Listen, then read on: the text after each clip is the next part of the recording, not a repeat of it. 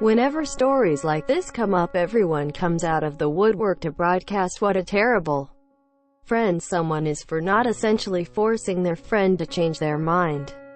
It's not that simple. One of my best friends got married to a wretched, psychotic, see you next Tuesday, about 10 years ago. Everyone knew it was a bad idea. She was terrible in every way.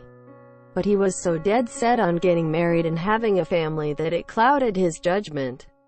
I was the only person to tell him that it was a bad idea, and do you think that changed his mind? Absolutely not. It caused a major rift between us. He didn't invite me, and basically we stopped talking to each other for 2 years. After 3 months the marriage fell apart exactly as I said it would. And after 6 months they got divorced. Problem was, she was pregnant and he is a good man, so they are basically tied to each other forever. Part 2. Just because you think your friend is making a bad choice doesn't mean they are going to listen. Sometimes it's not the best choice to voice your opinion. Sometimes you just have to shut your mouth and smile for theme this year. I didn't go to his wedding and I regret it. He was my best friend for 10+ years and I wasn't there to support him regardless of what I felt about the situation. On the plus side though, we reconnected a few years back and things are great now. He was a groomsman in my wedding. Then about 2 months ago he approached me and said, "You know, you were the only one who tried to warn me about her. I wished I had listened to you." So there's that. It's not as black and white as people proclaim it to be. Part 3. Edit. I guess I should add that I'm not advocating keeping your mouth shut when a friend is about to do something they could potentially regret. I more mean that it's not so easy when the situation is right in front of you.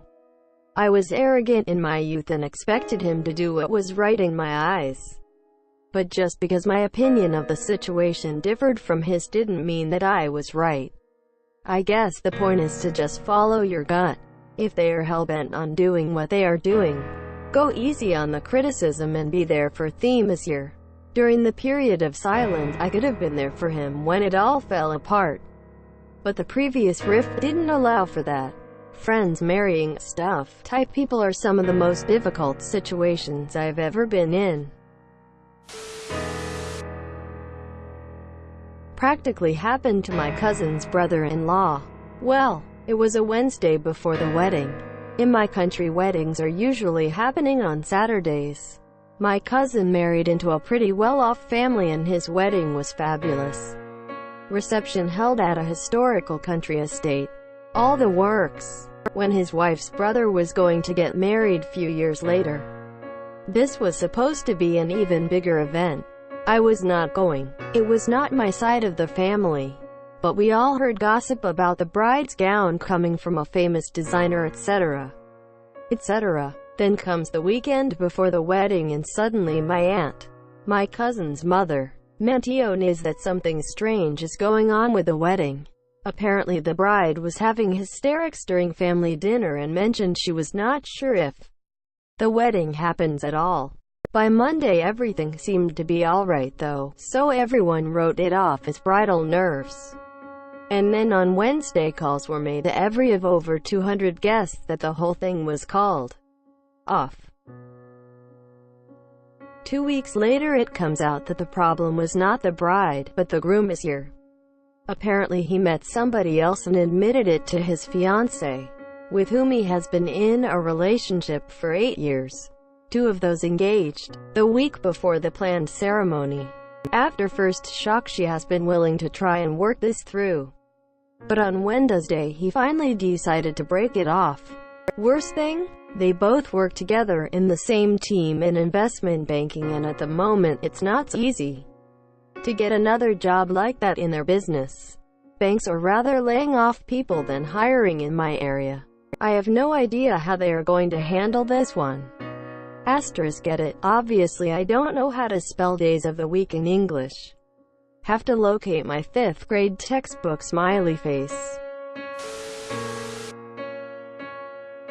Yes, I used to play the harp in weddings.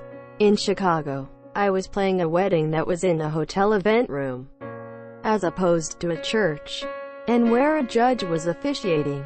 It was a small wedding, maybe 20 to 30 guests, and the groom didn't show up.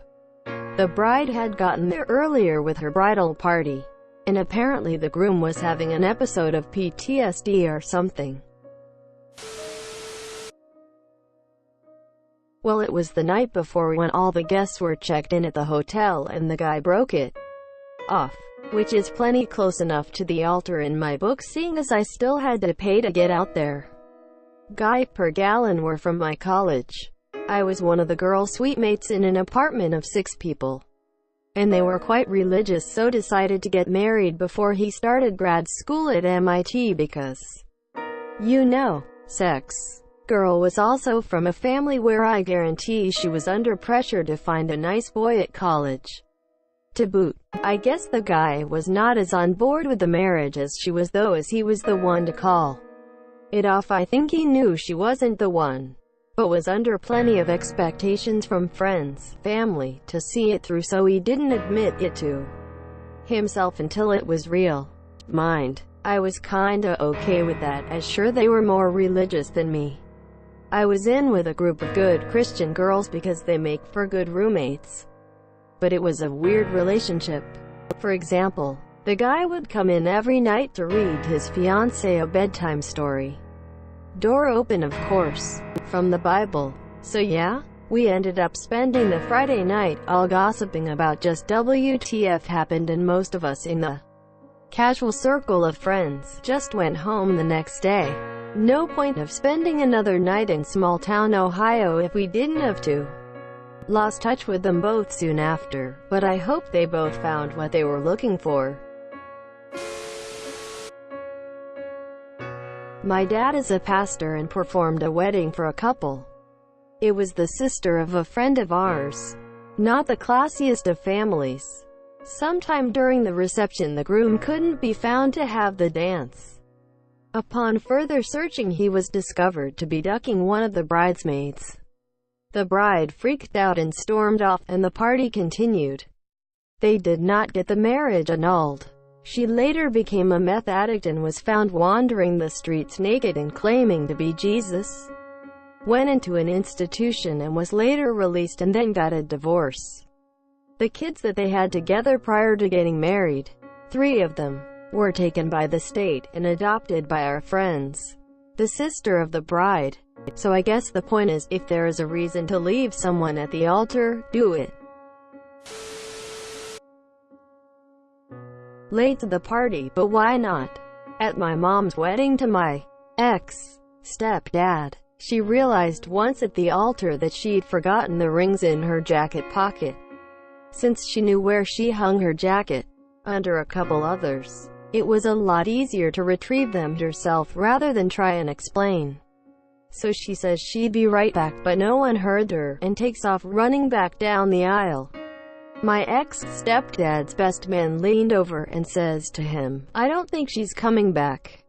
Everyone was just shocked and didn't know what to say or do. She returned shortly after. Still a funny moment for the wedding video. Too bad she didn't actually bail, would have saved her a divorce.